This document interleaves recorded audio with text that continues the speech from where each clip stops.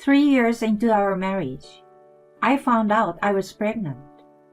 As a freelancer, I hadn't had income for a while, so I had to ask my husband to help with our living expenses. And then, my husband said this, looking down on me. I won't give any money to a useless parasite like you. What? I won't be contributing to our living expenses anymore. You will have to manage with your own money. And that's how my husband really stopped providing for my living expenses. Not only did he stop giving me money for groceries, but he also didn't contribute a single cent towards rent and utility bills. What's worse, he finally also started dipping into my savings for my single days. I won't forgive him. I will make him regret this. And so, my retaliation began. My name is Serena Ferguson. I'm a 30-year-old working wife. I met my husband Jonathan when I was single and working at a design company. I joined the company as a designer, and Jonathan worked in sales. We became close as we worked on several projects together.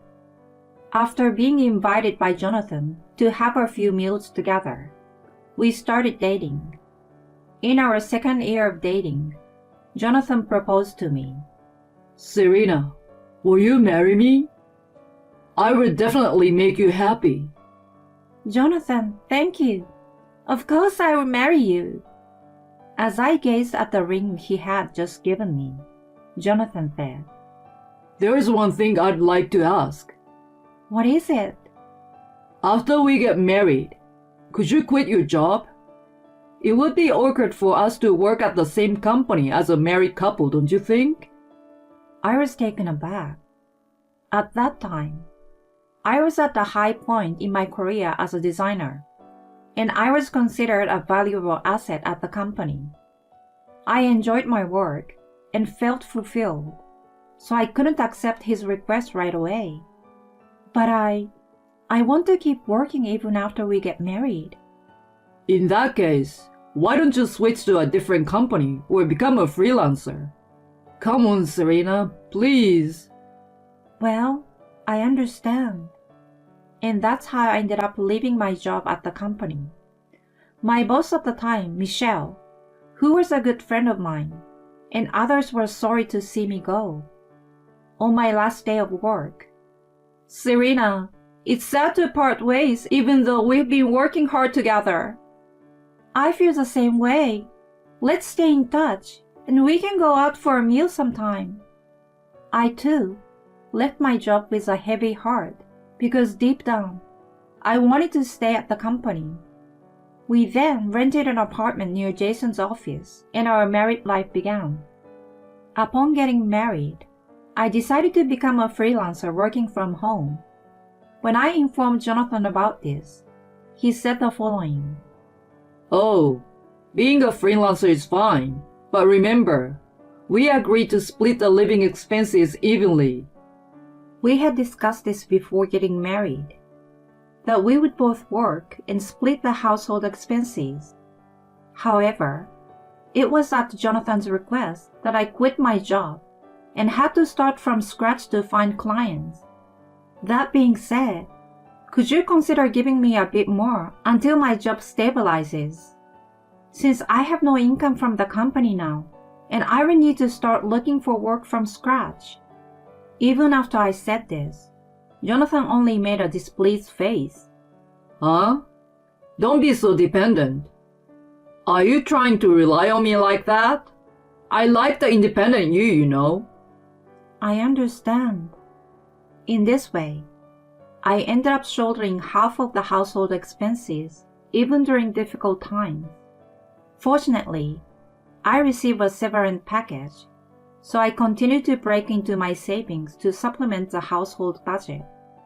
Jonathan should have been earning sufficient income, yet he only contributed exactly half of his salary to the household.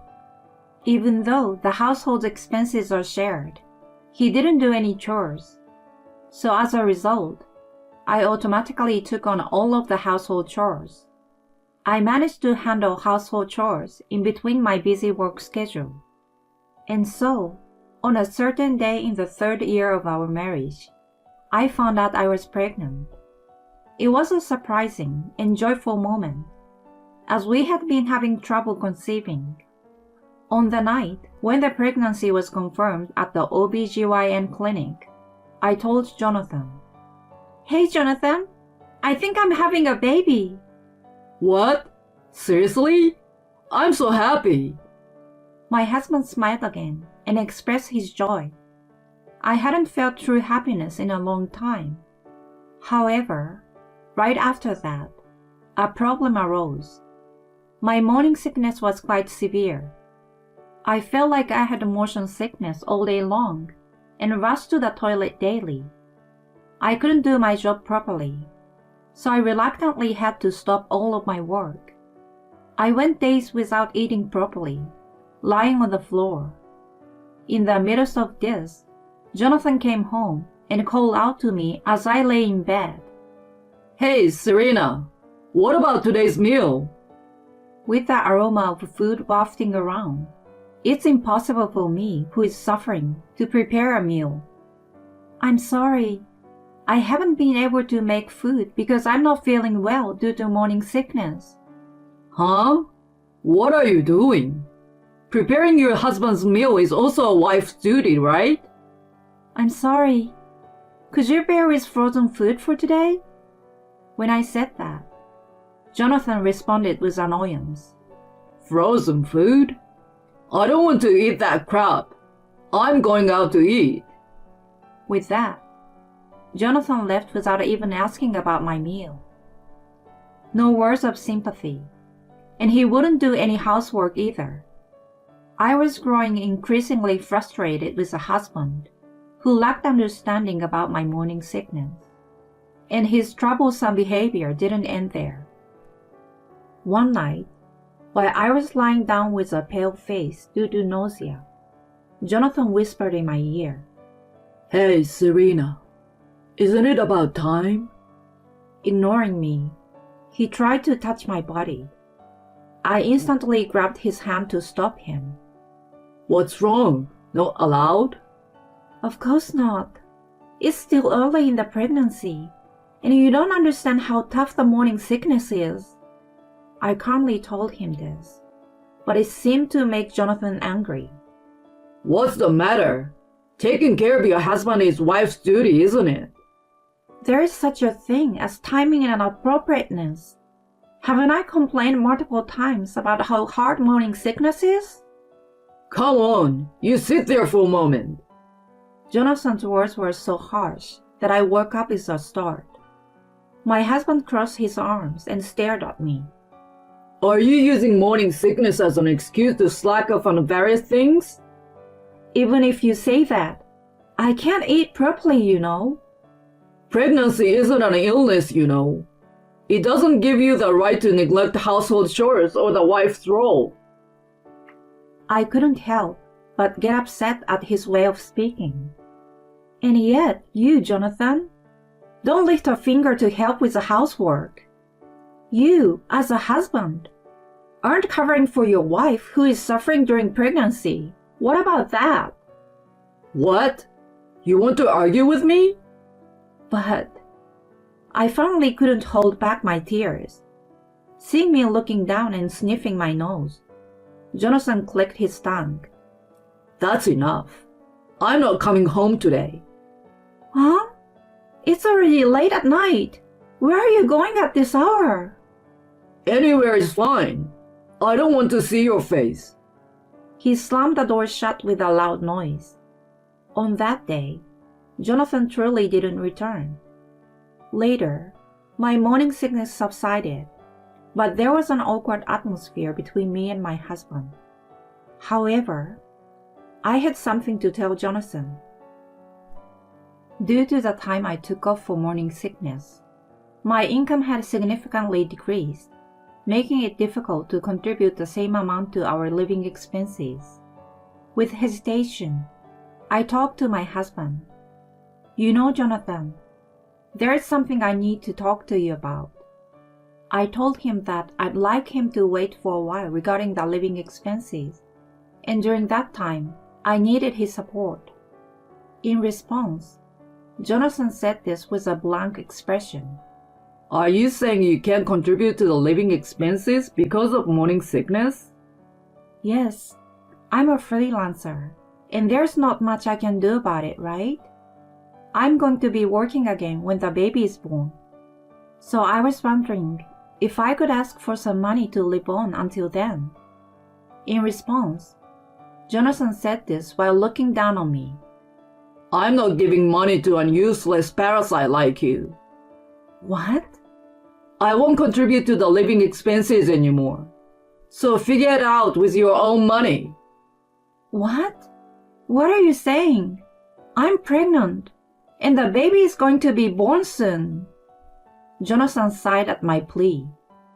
If you don't want to be called useless, you better work hard with that big belly. Don't rely on me. I have no obligation to take care of the parasite like you. Ha! And so, Jonathan indeed stopped providing for the living expenses. Not a single cent for food, let alone rent and utilities.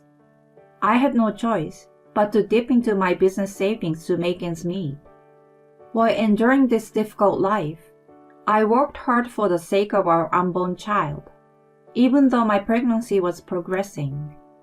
Aside from the business savings, I had about $50,000 in savings from my single days, but I didn't want to touch it unless it was absolutely necessary. During this time, my husband would still come home and freely enjoy the meals I prepared, despite not contributing to our living expenses. As my belly started to swell, he showed no concern, and he frequently mentioned working overtime and taking on weekend shifts, often leaving the house and completely neglecting all household chores. Although divorce had crossed my mind many times, I thought to myself, maybe Jonathan will change his mind when he sees the kid's face. I also don't want to act selfishly and take the child's father away. I continued to endure this kind of life, and one day, when I was 8 months pregnant, something unexpected happened. I received a sudden phone call from Michelle, a former colleague and friend. Hello, Serena. How have you been? It's been a while, Michelle. Thanks to you, I'm already 8 months pregnant. I'm doing well. Though I was exhausted from my busy work and frugal life, I replied cheerfully. Then, Michelle invites me to have a cup of tea after a long time. I agreed with that, wanting to let off some steam. 2 days later, we met up at the cafe and were happy to see each other again. As we enjoyed some cake, Michelle hesitated and began with a difficult topic.